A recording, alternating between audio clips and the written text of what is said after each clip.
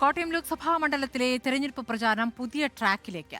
പത്രികാ സമർപ്പണത്തിന് പിന്നാലെ പരസ്യവാഹന പ്രചാരണത്തിലേക്ക് കടക്കാനാണ് മുന്നണികളുടെ തീരുമാനം. ഭവന സന്ദർശനമടക്കം ബൂത്ത് തലങ്ങളിലെ പ്രചാരണവും മുന്നണികൾ ഊർജിതമാക്കി.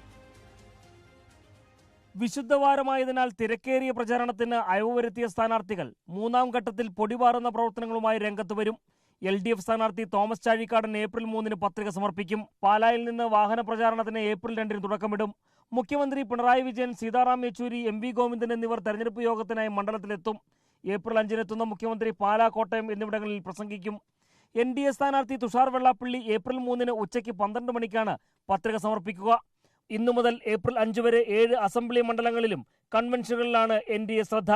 കുമ്മനം രാജശേഖരൻ, CK പത്മനാഭൻ, പത്മജ വേണുഗോപാൽ എന്നിവർ വിവിധ കൺവെൻഷനുകളിൽ പങ്കെടുക്കും. കേന്ദ്രമന്ത്രിമാർ അടക്കമുള്ളവരെ പങ്കെടുപ്പിച്ചുകൊണ്ടുള്ള റോഡ് ഷോയും NDA സംഘടിപ്പിക്കും. UDF സ്ഥാനാർത്ഥി ഫ്രാൻസിസ് ജോർജ് ഏപ്രിൽ 4 രാവിലെ 11 മണിക്കാണ് നാമനിർദ്ദേശ പത്രിക സമർപ്പിക്കുക. ചിഹ്നം ലഭിച്ച ശേഷം വാഹന പ്രചാരണം നടത്താനാണ് തീരുമാനം. രാഹുൽ ഗാന്ധി, മല്ലികാർജ്ജുൻ ഖാർഗെ, സച്ചിൻ പൈലറ്റ് അടക്കമുള്ള പ്രധാന നേതാക്കളെ പ്രചരണ രംഗത്ത് കൊണ്ടുവരും. പ്രതിപക്ഷ നേതാവ് VD സതീശനും മണ്ഡലത്തിലെത്തും.